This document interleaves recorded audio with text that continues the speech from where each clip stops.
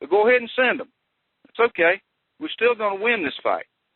You can go take that back to your masters in Washington that I said so. We're going to. The people are going to win this fight. Okay, I appreciate that. I really appreciate that. I don't think that. I think that you've probably covered the other 2 points pretty good, because the second point was voting on things they have not been properly communicated to about, and that is regarding to the upcoming votes of the chair, the co-chair, and the speaker. Is that correct? The third person? Mm-hmm. And I talked to CW about that, and he said they are compiling the resume and the data about the individuals, and they're going to go out, if they're not already sent out. I didn't check my email, but they're going to go out very shortly, and you can interview these people. You can call them up, you can email them, you can ask their friends, neighbors, papas, dads, mamas, uncles, aunts, and you can check these people we out. encourage you to. Really? Just, PT, this is CW. May I address that real quick? Earlier on when we were requesting the vote, it was to be for a chair and vice chair. Last week we switched. That's when we had delegates and statesmen. We realized we made an error in titles. We've gone to senators and speaker.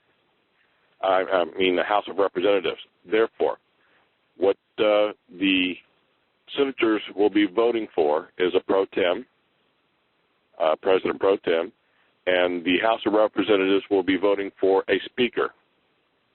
There will be no vice speaker or vice chair in either house. That can be determined by them once they're convened with their elected leader. Okay. All the information, to my knowledge at this point, is being compiled at the moment. It's going to be released, I believe, Kelby, you'll have to correct me if I'm wrong, probably in the next couple of days. At that point, I've asked that a request be made to check this list by all nominees. If you feel your name was missing from that list, notify us right away so we can make that correction, and we will get it back out to everybody. All the information will be there to contact the individual either by phone or by email. There'll be a brief bio of that person and 100 words why you should be voting for them. You will have complete access to the nominees to determine for yourself who you would like to vote for. I yield. Thank you. I think that clears up that issue number 2. Is there anything you want to add to that, Tim, or you want me to move on to the next one? No, I think everything, that's pretty clear and concise. Okay. Issue number 3 was voting in ways that they feel they can't trust the results. Now, that is a big issue and an issue of concern, and it is really just a trust issue that we have in doing what we're doing. I think what they were referring to is, yes, go ahead, Tim. Well, I think that's an easy problem to solve. Send us your vote in black and white with your wet ink signature on it, and we'll compile them, and anybody can look at them anytime they choose. Simple as that. I don't have a problem with that. You know, I'm all for honest and fair voting, and I'll promise you one thing, and you can believe this, if I catch somebody that's jimmying a vote, no matter which way it goes, they won't be part of this republic. If I have any say over it, I'll guarantee you that. I won't tolerate it, because that's what's wrong with this country, is we have allowed that kind of foolishness to go on too long, and I won't have anything to do with a faulty vote at all. I won't tolerate it. Mr. President, I think if you want, yeah, go ahead. I was just hoping to ask one question. There was a rumor going around that the legislative body votes in the vice president. I'd like you to personally address that rumor, please. Okay, that is not correct. The vice president has always been appointed by the president ever since George Washington was president in this country. Okay, they usually are running mates, and they're usually voted on as a team. That is true, but they vote for the president, and the president determines who the vice president is. In this particular election, I had a different vice president who resigned. Okay, normally I believe it's the pro tem of the Senate, if I remember right, was supposed to be the vice president, but we didn't have one, so we had to appoint one. Now, as I said, these were interim elections. These are interim positions until the Congress establishes elections, and you will vote for another president, another vice president, and all the congressmen all over again in a nationwide vote when that is established by your Congress. I have no say in that. All I can say is that I appointed the vice president because there was no other choice. We didn't have a Congress at the time. We didn't have a pro temp. We didn't really have any structure, so we had to do it that way. So if you can think of a better way to do it, by all means, let me know. But we had to work with what we had at the time. The Founding Fathers did basically the same thing that we have done to start this republic. They did it basically the same way. And somebody had to step up to the plate to begin with. And that's all we have done. And I explain this over and over and over and over again, that we used who was available, and it's just until you hold your elections. And that includes president, vice president, all your congressmen, and everybody. They set up an election. We're going to go through a formal election process, and you put whoever you want in there. It's simple as that. We, the people, are going to decide that, not me. Okay. That really clears up the air. I really appreciate that, Tim. I just think this is a much-needed call here. I just got a couple of things I want to bring to your attention, and I think we're going to open up the floor for questions. And this has to do with the remediating situations and feelings among one another. There's two rules that I have learned in my career time of working issues out among people. Rule number one is you should always take away the sharpness and the labeling of the accusation. In other words, we shouldn't be too quick to label somebody else's motive as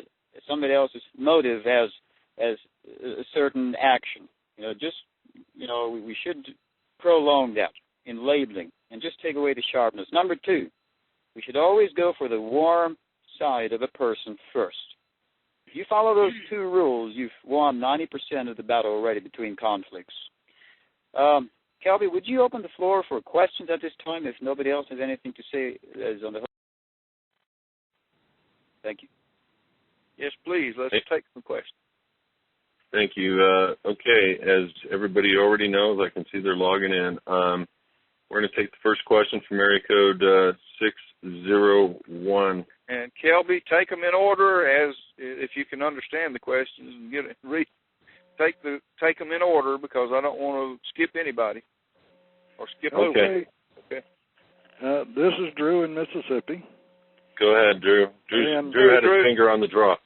Right. I knew what was coming, so I was ready. All right. I want to make sure, help clarify for myself and maybe for others. Now, CW, in this election of the pro tem and the speaker, or pro tem primarily, I think is what you will be in, you are only going to act as a moderator. Is that correct? Is CW there? Is it? I see him on there. He's probably scrambling to hit the mute button on his phone.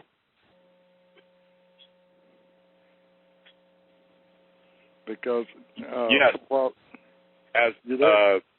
yes, I was scrambling for the mute button. That's correct. And you're only going to act as a moderator. Is that correct? I think he can only break a tie vote or something. Wasn't that way it was? That is correct. The two main functions of the vice president is to, even though they're the president of the Senate, he is not the president pro tem. And as president of the Senate, all I do is all the vice president does is a tiebreaker. Now, the other critical function he has during a voting period like this week, midterm elections, his job or her job, the vice president's job, is to be the president over both houses, moderating and reviewing, being the oversight of the electoral vote.